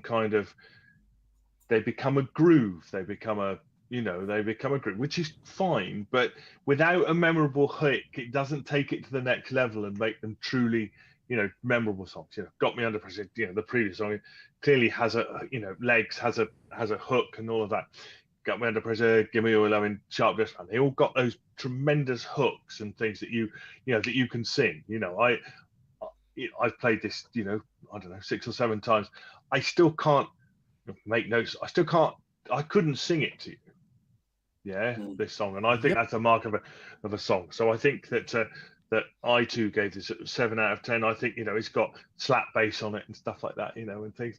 So it's a bit of a showcase for that. And I would sometimes skip this. I think I think I'd have to be in the mood to listen to it as a piece, and not necessarily all the time. I don't think I would.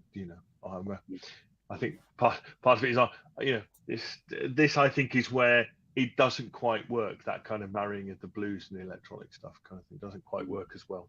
So I gave it a 7 out of 10, and I would probably sometimes skip it, truthfully. Andrew. Yeah, I'd skip it. I love the bass slap. That's the only decent thing about the song. I'm glad that we're on page here, guys. And I've got bass slap, baby. So we're bass slapping. We're all bass slapping. We that's the most interesting thing on the song, other than perhaps maybe it's ZZ Top's attempt to do a ballad. I don't know. It's a confusing song. I would skip it. I've given this, Brad, 5 out of 10. Yeah. Look, can I just sum it up in one word or 2 words? Album filler. Okay. Yeah, I think it's an album filler. Yeah. So it doesn't really deserve much more attention than that. Yep. Cool. So we get to the next track, which is one of the singles of the album. I question this song as a single, guys, and I'll explain it when we get to one of the other songs. Yeah. I've got a theory of one of the other songs, which we'll get to. And I swear we're not sharing notes. No, we're obviously on the same path. Okay. But TV Dinner's got that raunchy sort of intro. It's a very synth-driven song, synthesizer I'm talking about. Catchy melody, cool vocal delivery from Billy Gibbons. A little bit more of a humorous feel in the lyrical content from Billy.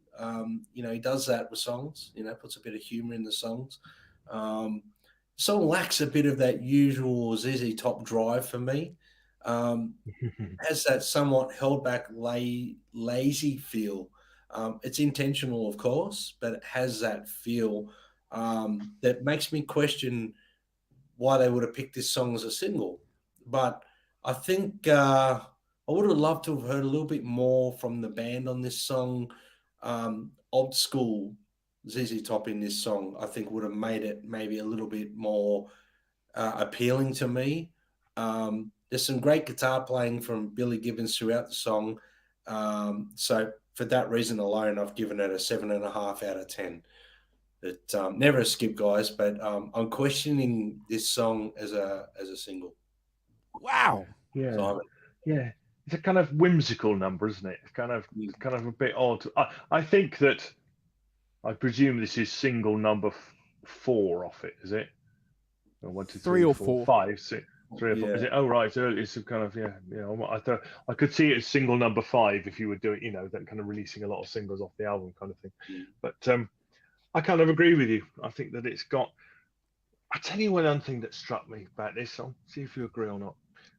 I like the fact that it's called TV Dinners and it's produced by Bill Ham. It's a little pun I enjoyed doing this. Ooh, see, just a little snippet of humour there.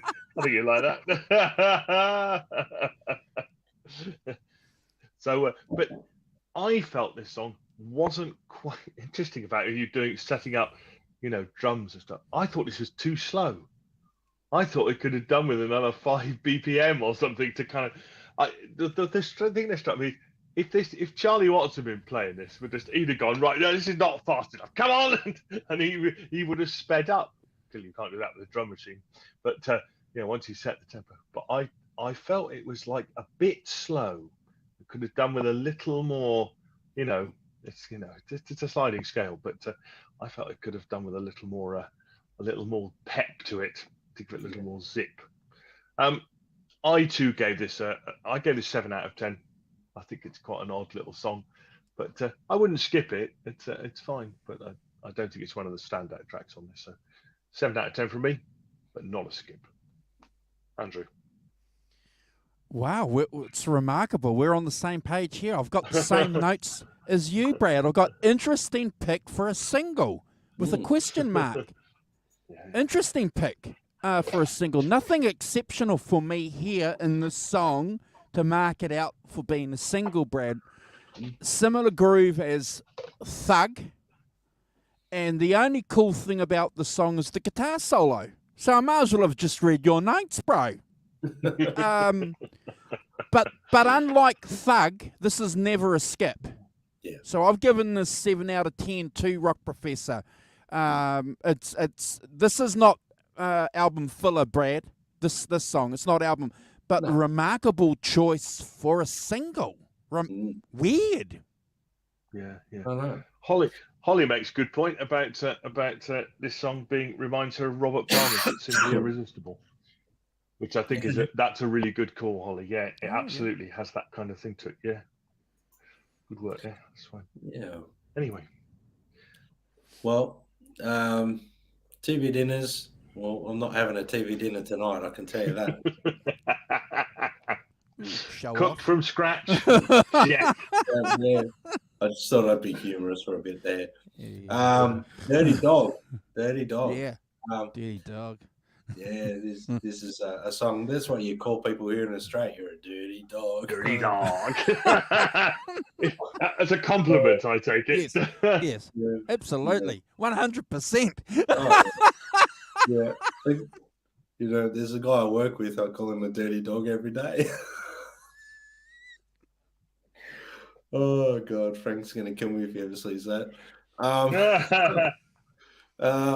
Yeah, Dirty Dog. It's got an up-tempo feel, very synthesized, driven vibe throughout the song. Some raunchy guitars, a great vocal delivery from Billy Gibbons here. The breakdown solo section has some great guitar tones going on as well. I don't know what effect Billy's using there, whether it's some sort of chorusy thing or something, but it sounds fantastic. Of course, Billy Gibbons delivers on the guitar through the song. The outro guitar solo is great. It's my favorite part of the song.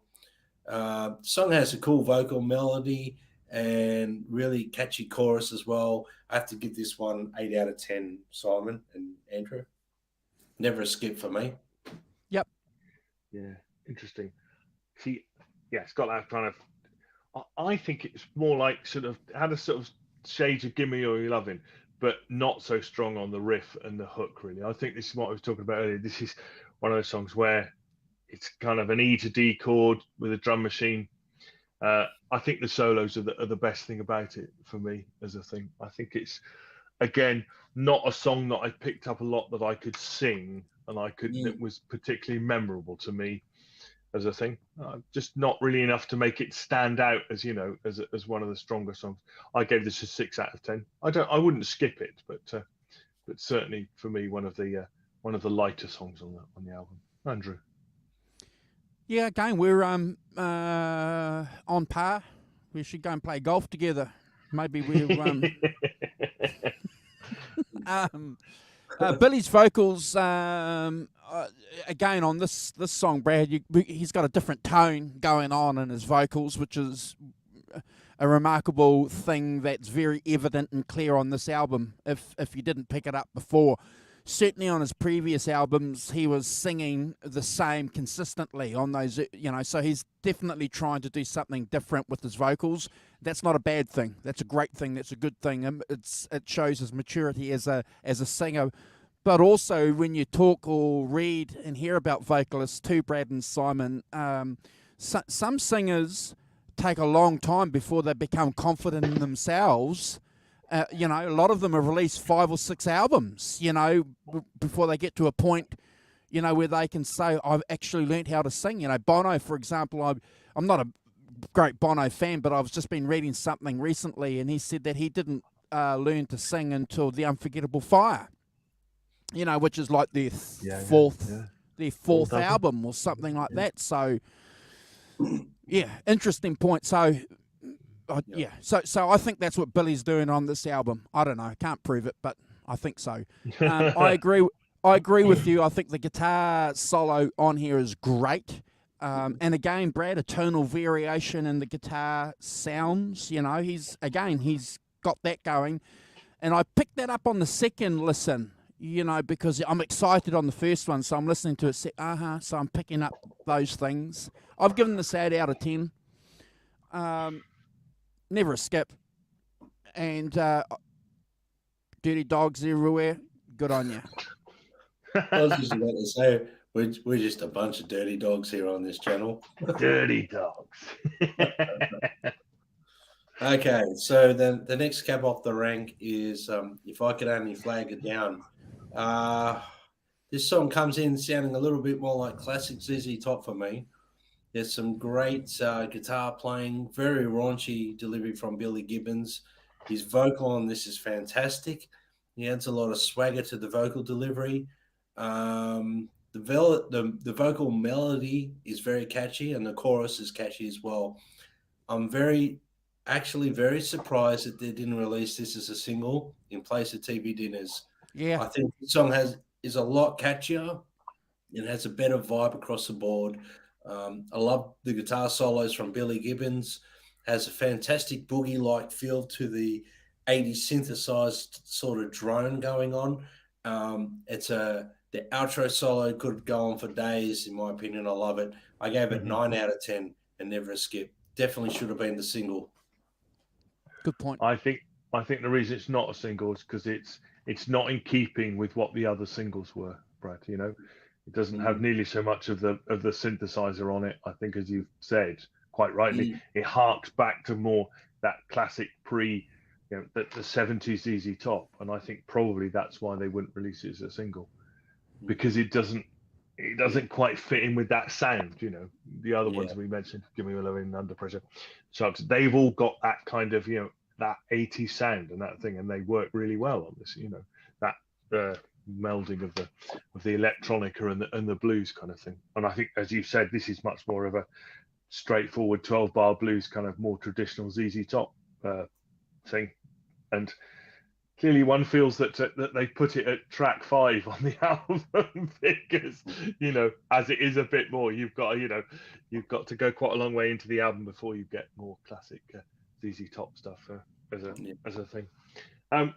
As you've said, you know, the solo is classic Billy Gibbons, isn't it? Feel harmonics, you know, the pinch harmonics and all that stuff, which is great. And I think that makes this song as well. The 2 solos that he does. Lots of groove, lots of feel, you know, typical Billy Gibbons, never overplays, and I think that's always good and not bad. I gave this a 7 out of 10, but I'd never skip it. Andrew, who sings the vocals on this track? It's Billy Gibbons. It is Billy. Okay. Yeah, I'm just looking at my notes here. Interesting theory, Brad. I got to agree with what you're proposing. I've got to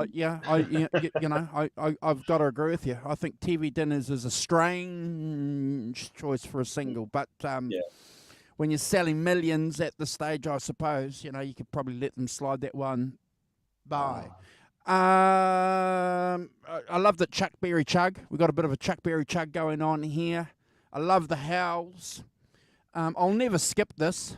I've given this an 8 out of 10. Interesting song. Yeah, without sort of summarising, I agree with you both. I agree with you, Simon.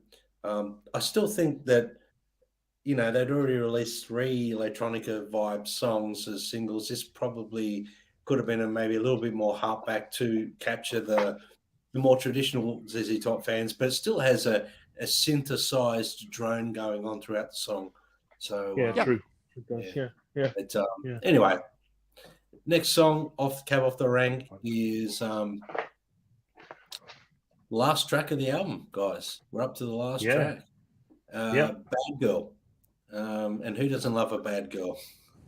Starts off like it might be a live track, you know. It first time I ever heard this, I thought, oh, we're going to get a live track on the album because of the way it starts off.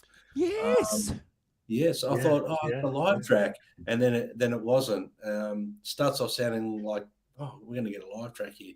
Billy Gibbons sounds remarkably different on this vocal take. He's really pushing his vocal ability on this one. He's singing very high, and has an up-tempo boogie feel with that heavy synthesizer sound. Around the 1 minute 25, we have the guitar solo. It takes on a bit of a different journey. It's going like a few sort of changes throughout the solo.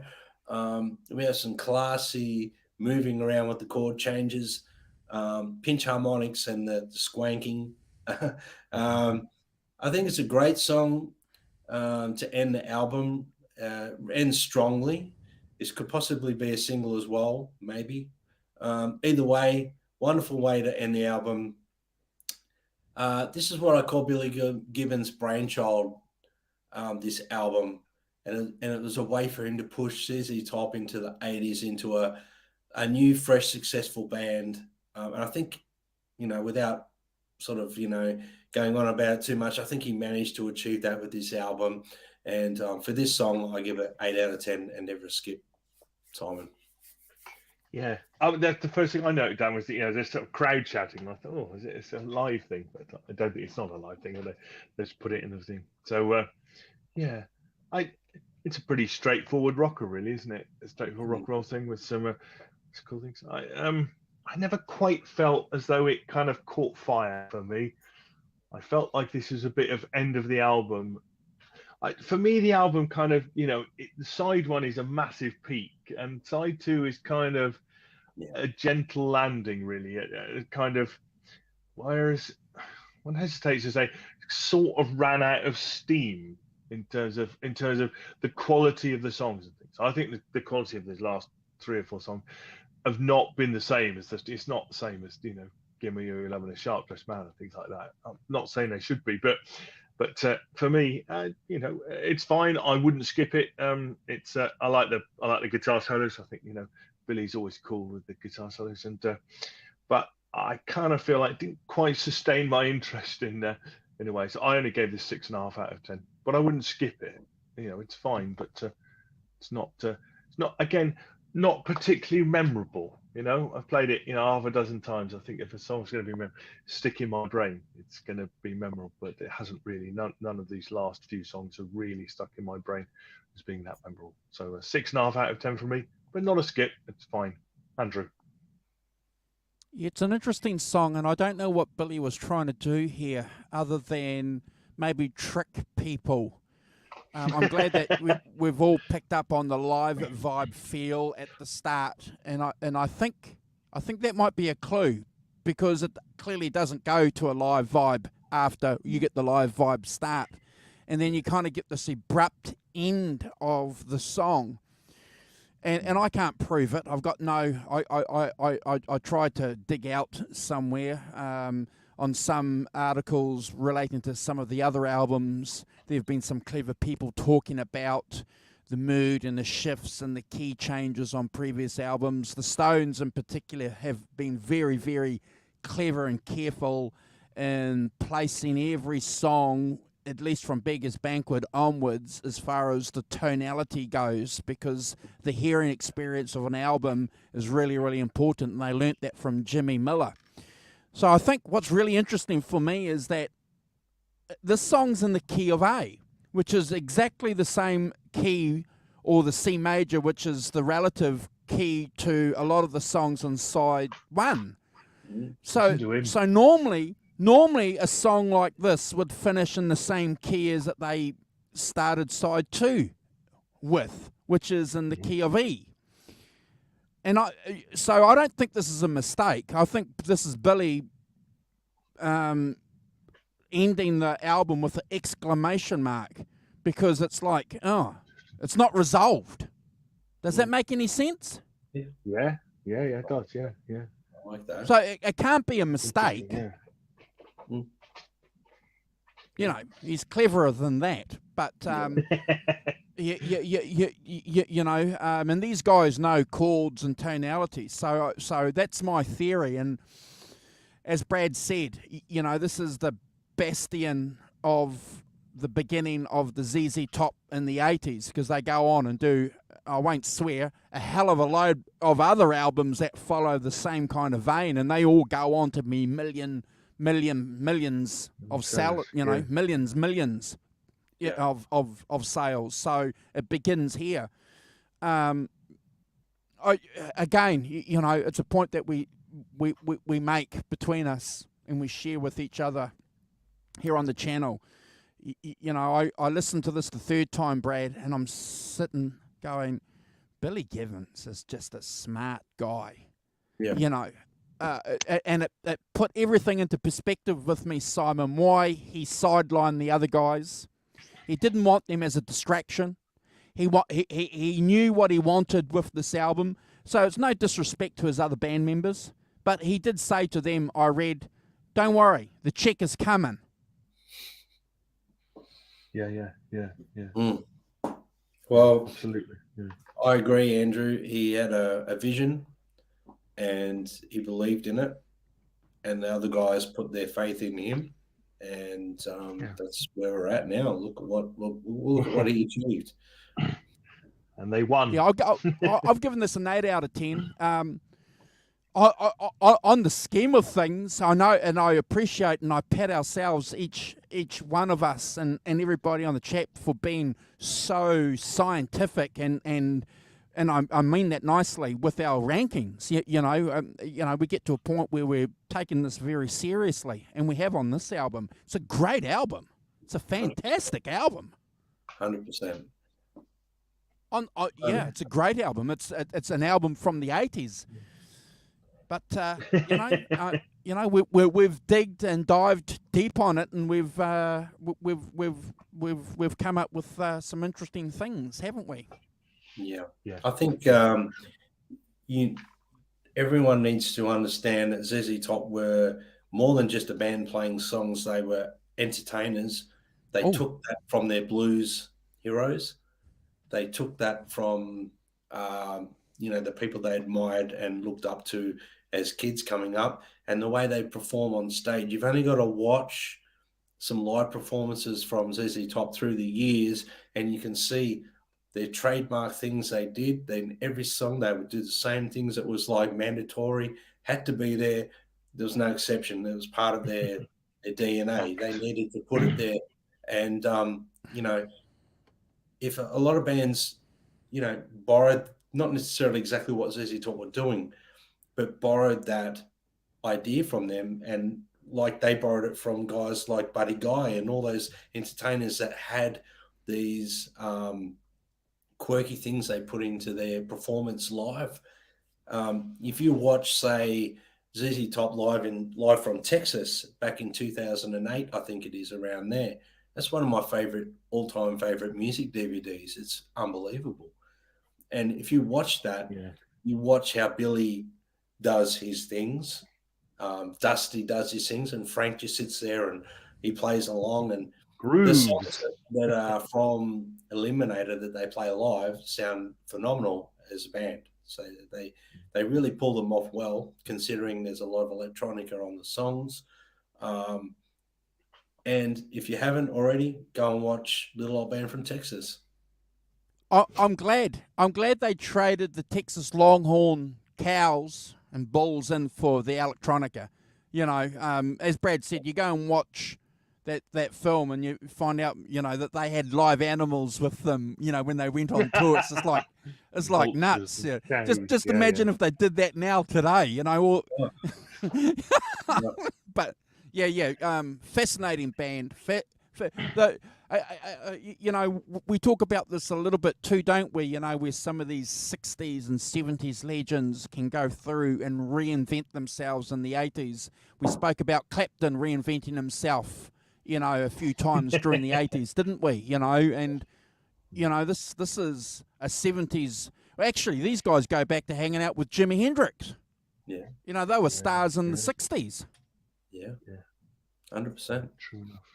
100%. Yeah. I think it is a really interesting record, and I think that for me, kind of 2/3 of it works, 2/3 of it they brilliantly marry the electronica and the blues, and I think there's kind of 1/3 that's a bit more hit and miss. But as I've said last week, with a couple of weeks ago with Eric, Clapton, that that I reserve the right for an artist to move forward, to try new things, to Sure. to keep the creative thing going. And you have to try new things. You have to pick up on what's going on around you at the time. And I think, for 2/3 of this record, and there are some, some of their greatest tracks on this record. You can't, it's no time. And that marrying of the blues and the electronic, I think, is on those tracks is fantastic and works really well. I think. So it's great. It's great to listen to some of the other tracks that I hadn't heard so much as well. To get and the sales proved it, didn't they? The sales proved it. It was popular on radio. Top 10, top 20 stuff. Back in the day. Now it's classic rock, Brad. It's on the classic radio. Well, exactly. It's classic rock. It's on the radio all the time. These songs that are on this album are played on the radio here in Australia regularly. They're always on the radio. You turn on and you always see Sharp Dressed Man or Legs, or you'll always hear it. Yeah, for sure. Yeah. Cool. Awesome. There you go, guys. That's, thank you, Brad. Great stuff. Yeah. Thank you, Brad Gibbons. Oh, jeez. Also known as the Backdoor Man. It's been a great album. Thank you. It brought back a lot of memories for me. We're not going to wrap up too much longer because I know that you've got to go and get some rest. Who's got the pick for next week? The Rock Professor. It's you. I did Some Girls only last week. Oh, okay. I will have to consult with you guys. I will do some consult because I might keep a theme. I might keep a theme running if that's okay. If that's okay, we'll talk about this. I think that's it. Are we out of here? Shall I say? Thanks, I'll say goodbye to the people in the chat. So thanks to Johnny Heartbreaker, John ZD, everyone, Holly, Lewis, and Helen, Ellen Toll, of course, supporters every week. Thank you guys for that. Jimmy Ray Hawkins. Hi, Jimmy. Nice to see you. And we had, moving back up, we had Jazz Thunder 50. Jim. Thanks, Jim, for dropping by. Derek Claxton dropped in, and he'll be watching later. So thanks, Derek. Thanks for your support and intelligent comments that you always leave in the chat. Gret Zeppelin, gone to bed sensibly. This is about 3 a.m. in America. Johnny Bean dropped by, and we had Gret Zeppelin, Quentin, James, Quentin dropped by. Nice to see you, Quentin. Thanks for dropping by. I think hopefully that's everybody I've got with a bit of luck. Michael also, don't forget Michael, who dropped in earlier from his. So thanks all for joining. Fantastic to see you, and we'll see you next week for something equally groovy. Take it away. Got to do the thing. I'll do it. Clearly the wrong way, Brad. Clearly the wrong way. I mean, honestly. I will do it the same way. Where are we? Where's this video? Okay. Bye bye, everybody. Take care, all. Nice to see you. Fantastic. Have a good week. Bye.